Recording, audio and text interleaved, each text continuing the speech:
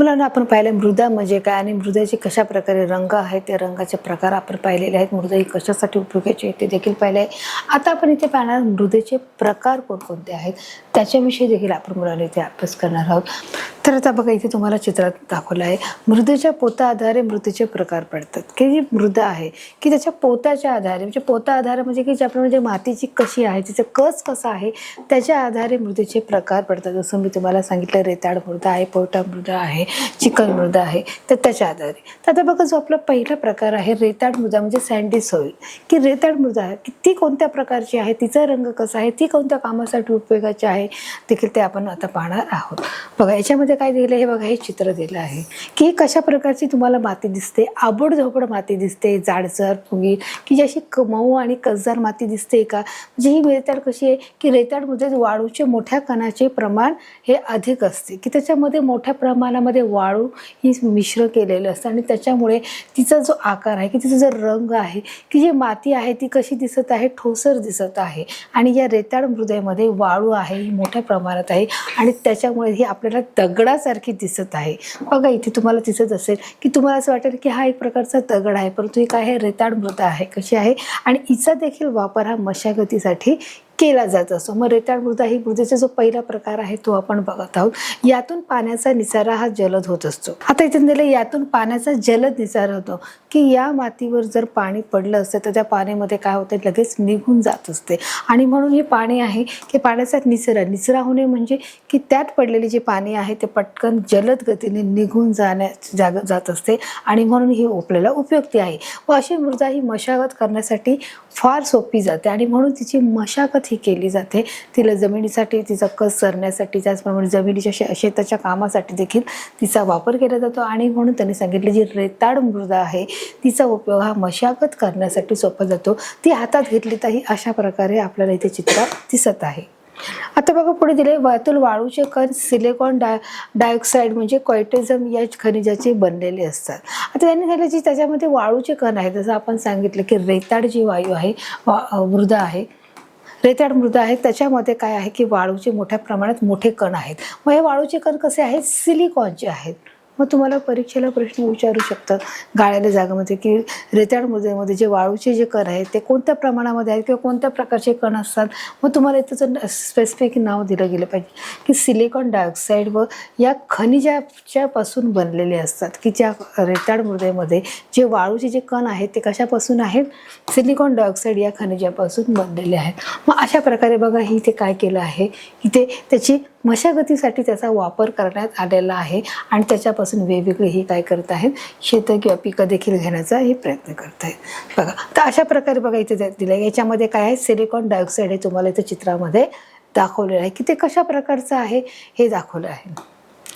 ते पाण्यात न विरघळणारे असल्याने या मृदेचे अन्नद्रव्य पुरवण्याची क्षमता ही खूपच कमी असते. ते पाण्यात न विरघळणार आहेत. पाण्यात विरघळणारे पदार्थ कोणते, जसं आपण पाहिलं आहे साखर आहे, मीठ आहे, हे पाण्यात विरघळणार आहे. परंतु जे वाळूचे जे कण आहेत सिलिकॉन ते पाण्यात न विरघळणारे असल्याने त्या मृदेचे अन्नद्रव्य पुरवण्याची जी क्षमता आहे ती खूपच कमी आहे. की त्यातले जे मृदेचे जे अन्नद्रव्य आहेत त्याची जी क्षमता आहे ती कशी आहे, फारच कमी आहे अन्नद्रव्य पुरवण्याची.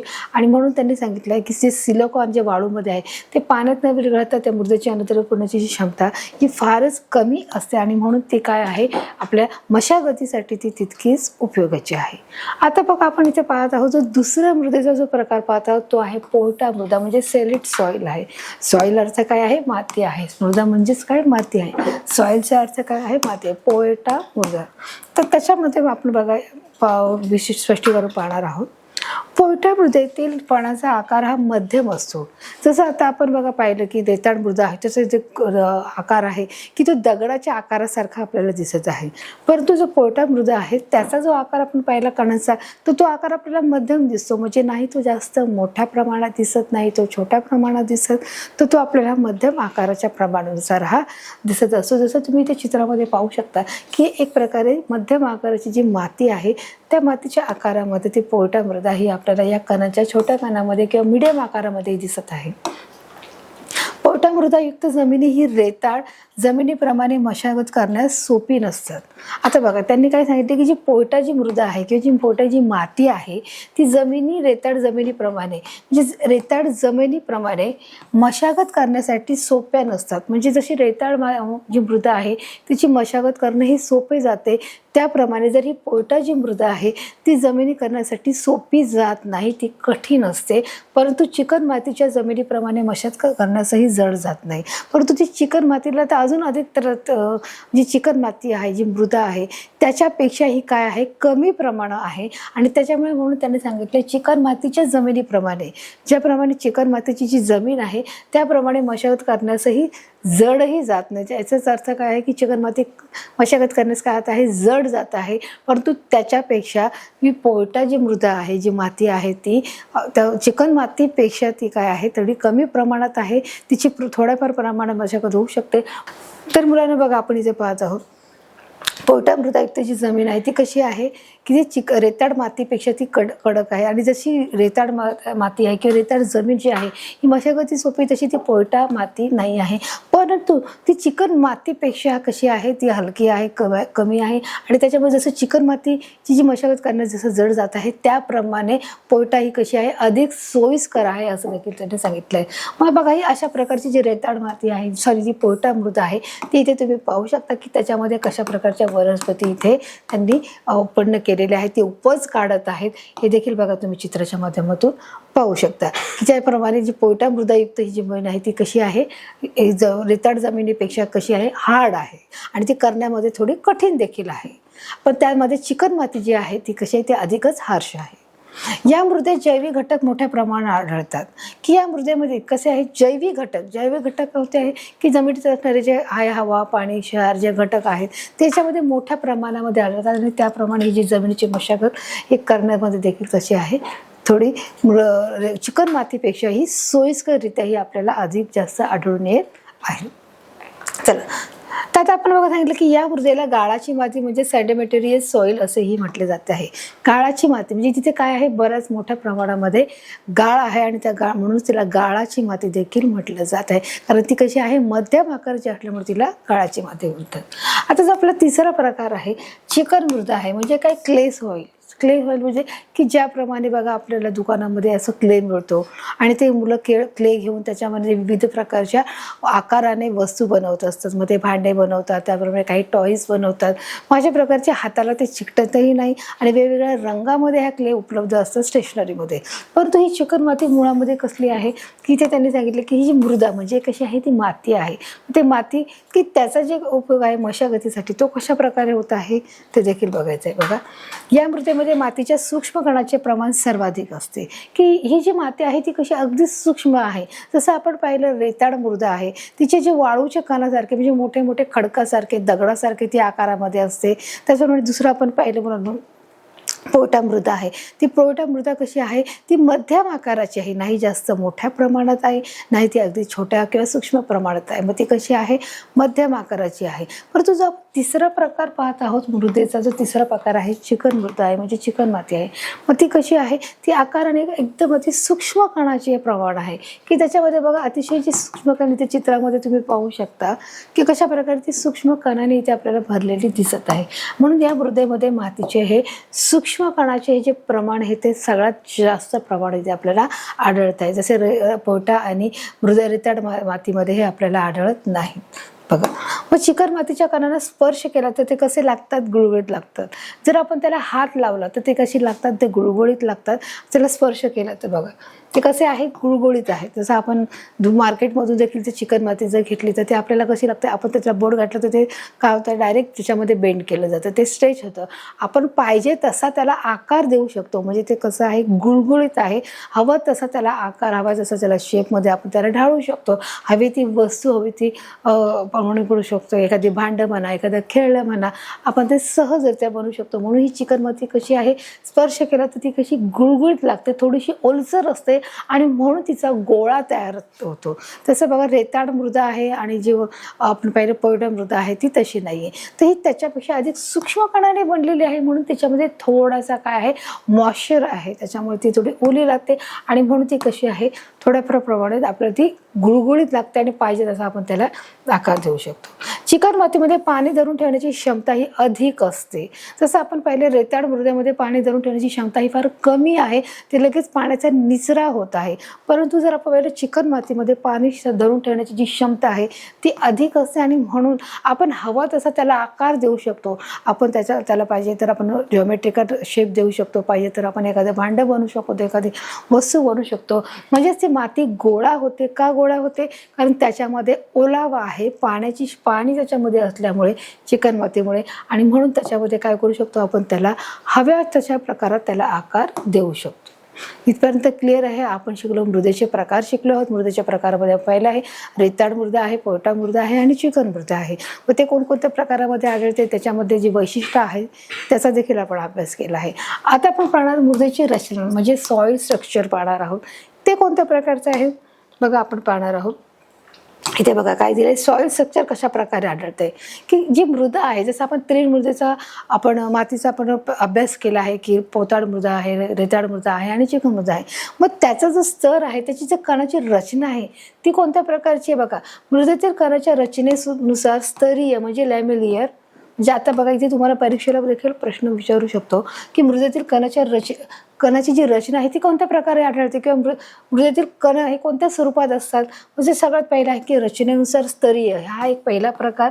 सेकंड कण स्वरूपात म्हणजे हे ग्रॅन्युलर आणि स्तंभाकार म्हणजे कोलंबर हा तिसरा प्रकार. व ठोकळ्याच्या स्वरूपात मृदेची रचना ही आपल्याला आढळत असते. म्हणजे एकूण 4 प्रकारामध्ये आपल्याला ही मृदेची कणाची रचना आपल्याला आढळू शकते. बघा सगळ्यात पहिलं काय आहे, स्तरीय आहे. स्तरीय म्हणजे जशा प्रकारे स्तरीय म्हणजे जशा लाईनीच्या स्वरूपामध्ये आहे.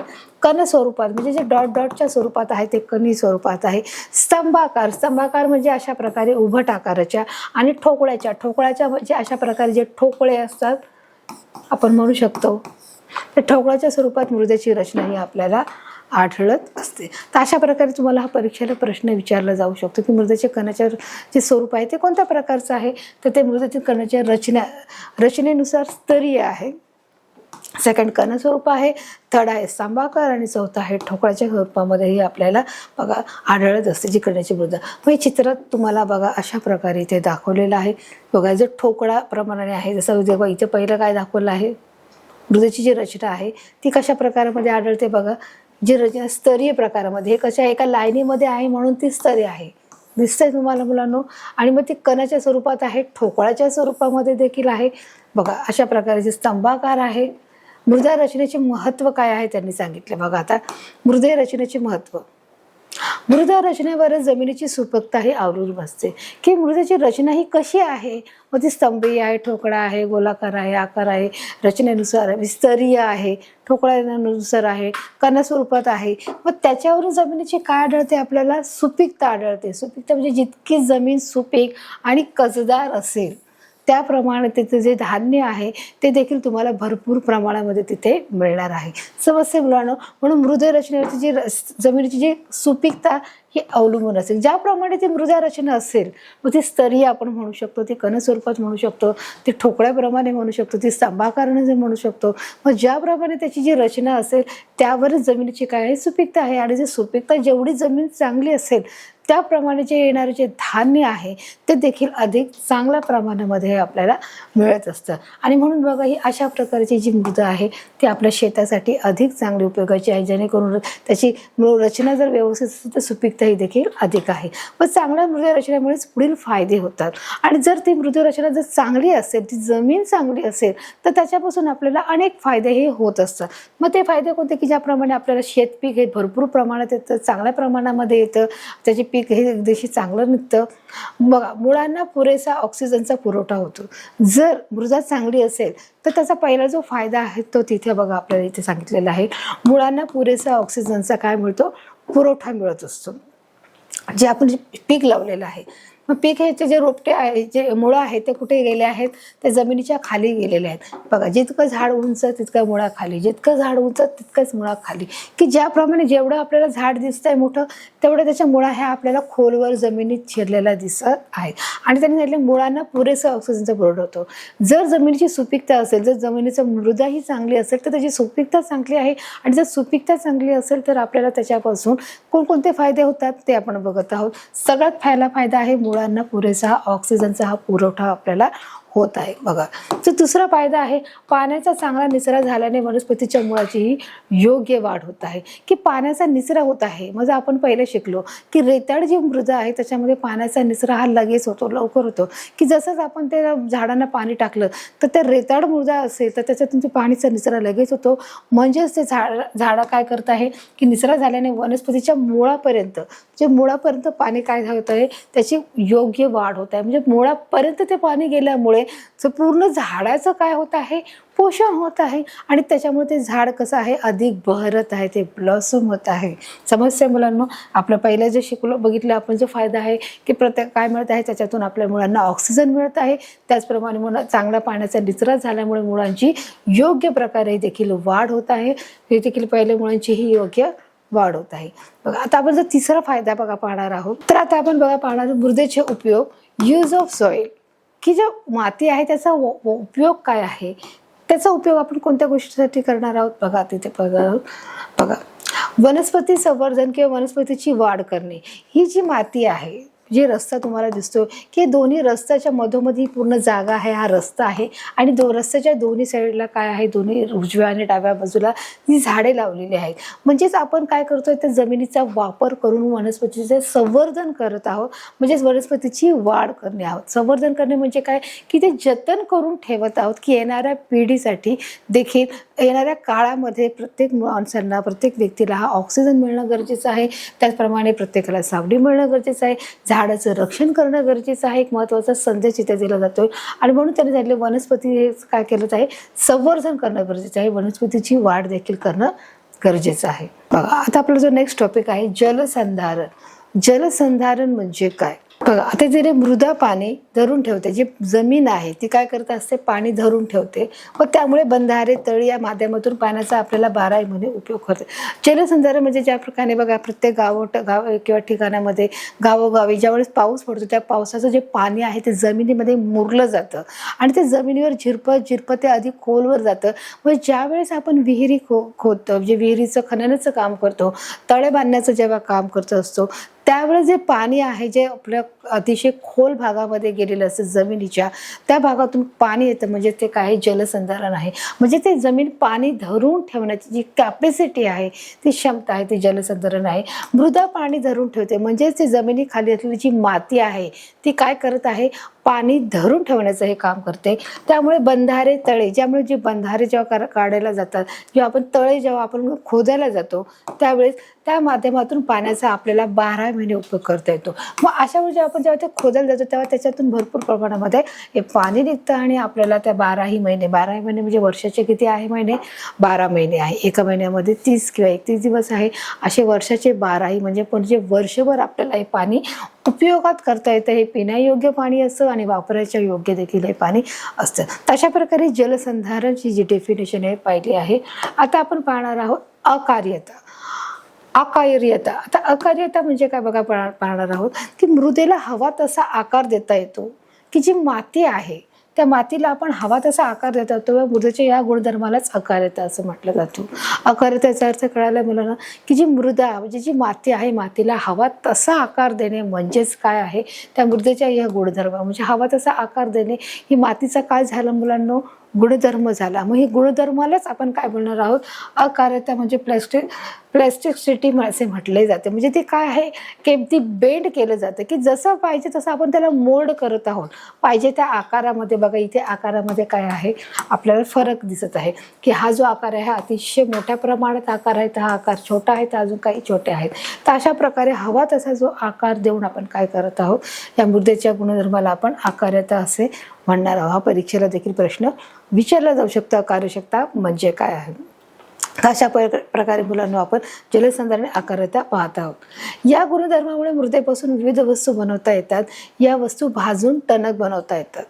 आता बघा, या मृदेपासून विविध वस्तू बनवता येतात की आपल्याला जीवनापयोगी लागणाऱ्या ज्या हर एक प्रकारच्या ज्या वस्तू आहेत या मृदेपासून बनवल्या जातात। त्या बनवल्यानंतर त्याला एक विशिष्ट तापमानावरती भाजवलं जातं आणि त्यामुळे भाजून ते टणक बनवतात। टणक म्हणजे की जरी ते एखाद्या वेळेस पटकन तुटणार नाही, फुटणार नाही, कारण ते भाजल्यामुळे ते कसं झालेलं आहे, टणक झालेलं आहे, त्याला उष्णता मिळालेली आहे। आणि त्यामुळे हे जे आपण जी मृदा आहे त्या मृदेचं जे काम आहे काय आहे की वस्तू बनवणे आहे। वेगवेगळ्या आकारामध्ये त्याला वस्तू बनवून ते भाजून टणक बनवता येते। अशा प्रकारची ही मृदा हीचा वापर जमिनीचा किंवा ह्या मातीचा वापर आपण आपल्या दैनंदिन जीवनामध्ये भांड्याचा म्हणून वापर करत असतो। बघा, उदाहरणार्थ माठ आहे, रांजण आहे, पंते आहे, मूर्ती आहे, वीट आहे। मग आपण ह्याच्या सगळ्या ज्या वस्तू आपण आपल्या घरामध्ये बघत असतो, मग आपल्या शहरी भागामध्ये जरी ह्या वस्तू बघायला नाही मिळाल्या तरी जेव्हा आपण ग्रामीण भागामध्ये जातो त्यावेळेस आपण पाहू शकतो माठ आहे, रांजण आहे, पंत्या आहेत।